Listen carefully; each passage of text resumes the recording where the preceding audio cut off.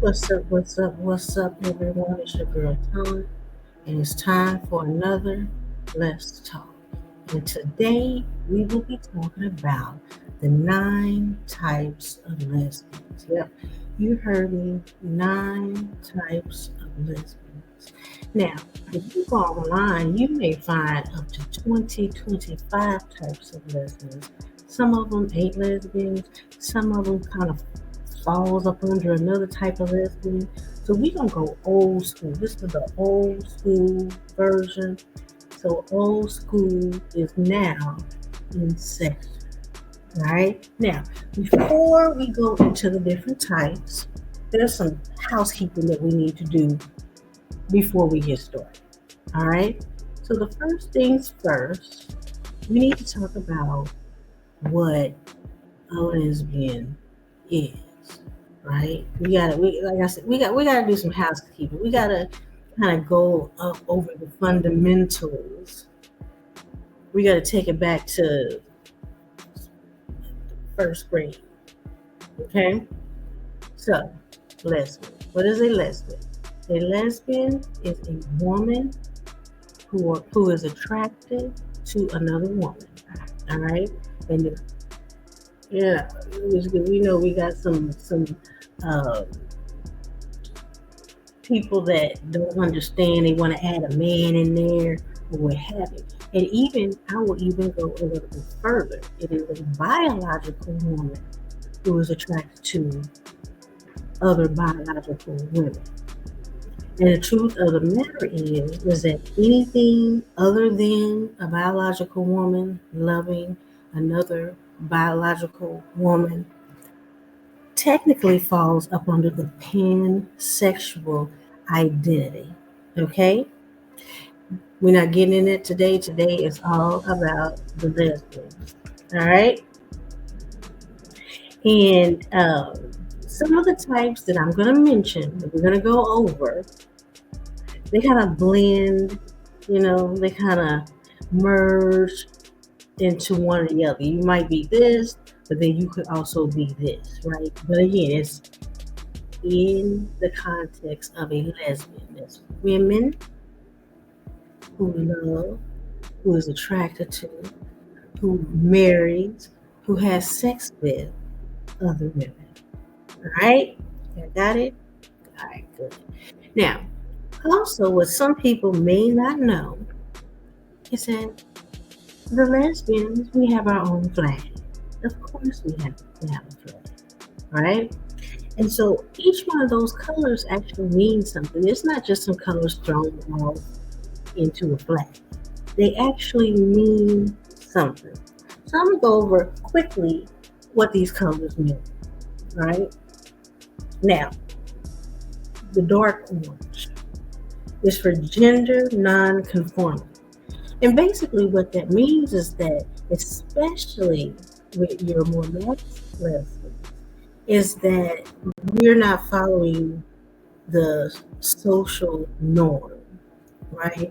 And what the social norm is that women date men, and that women are supposed to be this pretty, dainty, damsel in distress, a subhuman to the male. Uh, what do you call it? People. I was about to say something else, but I ain't gonna do it. All right. So you got the dark orange. The medium orange is independence. The light orange is for community because we are a community in and of itself. And I'm going to talk on another video how the gay alphabet is divided. But within the L, there is a community. All right. The white is the unique relationship to womanhood. Okay. So that is the very lesbian-esque part of the flag. The pink is serenity and peace. The medium pink is love and sex. And then the dark pink is femininity. Because at the end of the day, we are all women. All right? All right. So now, what I want to talk to you all about is the types. Okay? Now, We all have a common goal, like I mentioned. We're all women. We're all women who love women, right? But within that, within those types, within this community, there's different focuses on style, different focuses on expression, right? And different identities within the lesbian lifestyle. So, with that being said, we're going to get into it. Now, the first lesbian on the list are the baby dykes. Now, the baby dykes are the ones who are new on the scene, right? They just now realize that they like uh, ladies. They're typically an activist or an advocate for being a lesbian. You typically find them decked out in rainbow. They could have a rainbow outfit on. They may have some rainbow jewelry on. They may have their hair in rainbow colors, just to let people know that they have found their people, right? And shit, they might even have all of that at the same time. But they're the newcomers on the scene. All right. All right. So next we have the gold stars. The gold stars, or I mean, they're the stars of the lesbian community. And what makes them the gold stars is that they are the ones who have never slept with a man. And not only have they never slept with a man, they don't have a desire to. They have known from the time they were of age to consent or make a decision that they weren't interested in men. And so those are the gold stars. Next, we have the pillow princess. All right. Now, the pillow princess, she typically, typically, more likely than not, don't do oral. Right. So she's not eating the cooch. She just really wants her cooch ate. And we can just keep it, we grown, we adults here. She don't like munching. She is the one to be munched. All right. And she typically, well, I'll talk about the matches a little bit later once we get through it. But there's a perfect mate for the pillow princess. Okay. Next we have the femmes. All right. Now the femmes are the girly girls within the community, right? They are the feminine lesbians, right? Very girly. They're the ladies, right? We're all women, but we're not all ladies. They are the ladies. They're prissy, they're pretty, they wear the makeup, they wear the dresses, not limited to, but for the most part. Now the caveat is that you may have films or a woman who is film presenting, but she's anything but film. So it's, again, there's many different caveats, many different uh, aspects of lesbian lifestyle. All right, but they're the ones. They're typically less aggressive, but they definitely can be if they're just being presented. I identified one time as a film presenting lesbian, but I never claimed to be a film. All right. So next on the list we have the stems, switches, and tomboys. All right. Now, basically, there's three names for basically the same type of lesbian. And the stems, they're really a combination of the femmes and the studs, right? And I think most people can relate to the tomboy aspect, right? We all know girls who, they weren't really girly, but they weren't really, And so with the students within the lesbian community, just as you can see with this young lady that's on the screen, she kind of dresses like a boy, but she still has very feminine either ways or a look about her. She has still very long hair, looks like she may have on some makeup, right? And so they are right in the middle, right? They present both. They can present feminine, they can present masculine, right? Next, you have the studs, right? The studs are the masculine side of lesbians, right? Now, what I'm finding that the young generation or younger generation don't really realize is that studs, that name is really for black masculine presenting women.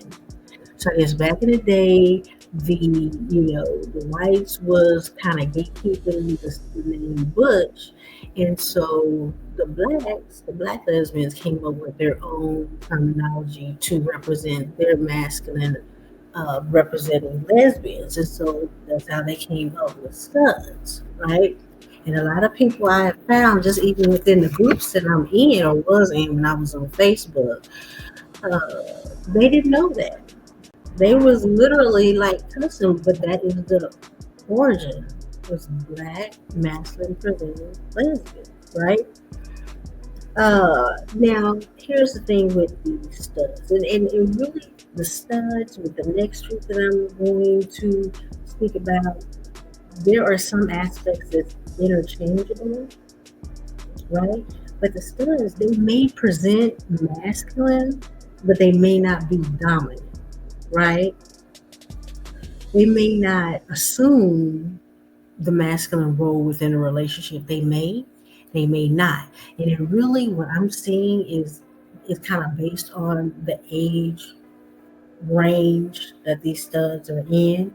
Like these newer studs, they're really kind of looking for the look, but not necessarily the work that goes behind it, right? Like I said, these new studs are changing the game, and what we're seeing now is that all of the lesbians or all of the masculine presenting women are calling themselves studs, but they're still wearing the long hair, the fingernails, the makeup. But really, they're a tomboy, but I think they just like the name and label that comes along with the name or the label studs. All right. Next, we have the dykes, the butchers, the bullback. Right. So this is the group that I mostly identify or mainly identify because it, the dykes, the butchers, the bullback. One, that was the term that they used when I was younger. Right. They wouldn't even use the stud when I was younger. But when I was younger, this is the titles that they were called, or we were called, and it was in some instances it was negative, and then in other instances it was like within your crew. You know what I'm saying?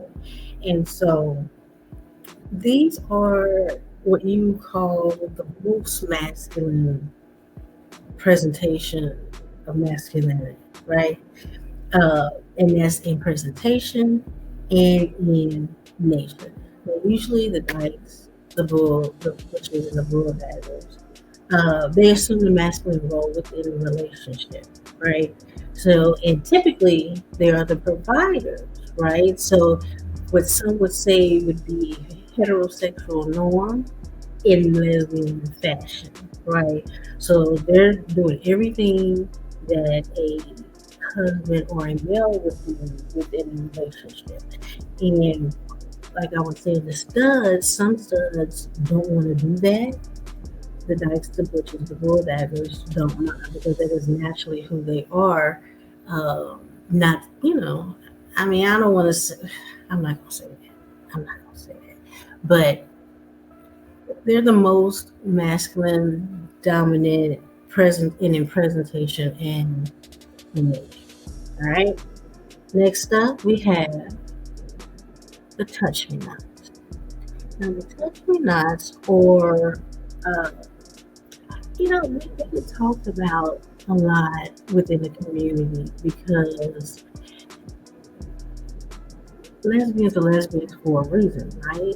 And so those that were not touch me nots don't understand why they would want to be touched.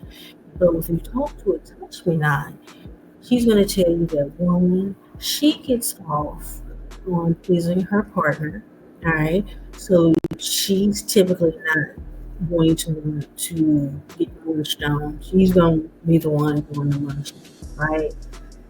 Depending on the touch me not, some have experienced some sexual trauma as to where they just don't want to be vulnerable in that manner. But the majority of what I hear is that that's just what they like. They don't like to be touched, but they like to touch. And I think that they are the epitome of women aren't all the same. You know, when people look at women, they expect the woman to be this like the same sex or same sexual or have the same sexuality. And that is not true. There are women who don't like their breasts touched. There are women who don't like their butts touched. There are women who just don't like sex, or they might just like the intimacy of being with someone, right? Now that kind of borderlines on asexual, but if you're engaging in some aspect of it, in my opinion, you're not an asexual, right? And so with the touch me nots, they give you your pleasure from pleasing their partner and don't require anything outside of that because it might be too overstimulating for them or what have you, right? Next, you have the late in life phase, right? Now, this term itself really kind of resurfaced, but I think it explains the woman who's an older lesbian who has basically just realized or have finally come to accept that she was a lesbian. And the thing about the late in life lesbian is that, you know, I guess I would be considered a late in life lesbian, especially if you go on social media, right? Because I've been in this life for about 13 years, right? So the very first half of my life, I lived as a heterosexual woman. And with the late in life lesbians, the main thing that they slash we experience is like a regret because you finally, as you mature, accepted or come to grips with or just living in your life as a lesbian, you kind of regret the time that you spent living your hetero norm life. It's not all late in life lesbians. But I personally thought that I was the only one that was feeling like regret. Like I wasted the better half of my life engaging in activities that was just socially normal. And now I'm finally where I feel I should be, and I wasted all that time. And then I get online that I didn't even know it was a thing. So, but you know what? Better late than never. Welcome to the community. All right.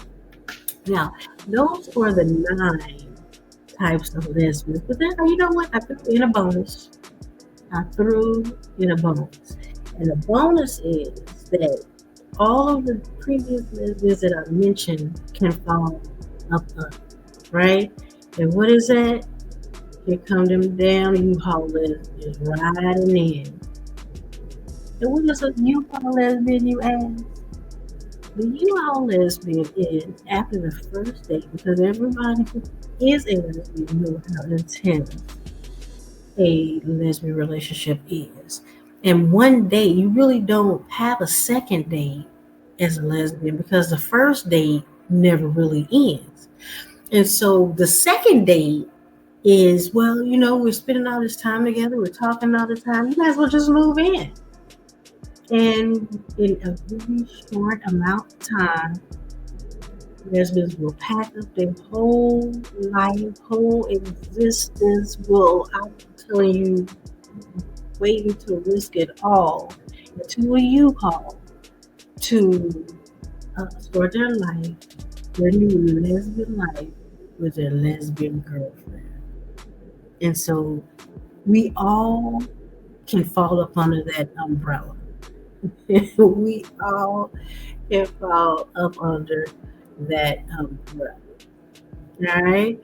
So, like I said, those are the 9 plus the bonus of the different types of lesbians. And like I said, we're a spectrum within a range. I mean, we're not a monolith. We're all each individual. And like I said, some of the lines blur within the community. You may, like you have a lot of the studs, they are masculine when they're presenting, but some of them are maybe more feminine than they're fit. So there is a range, it's a spectrum. It's a hell of a community. It is a hell of a community. But like I said in the beginning, we are all women. I know that, especially with the mass presenting lesbians, there's the impression that the mass presenting lesbians want to be men, and that is not the case. Everyone has a level of femininity in them. Everyone has a level of masculinity in them, and some is just more than others, right? But we all have one goal, right? And the one goal or the one commonality amongst us is that we're all biological women who love, who adore, who have intimacies, who build lives with, who has children with other women.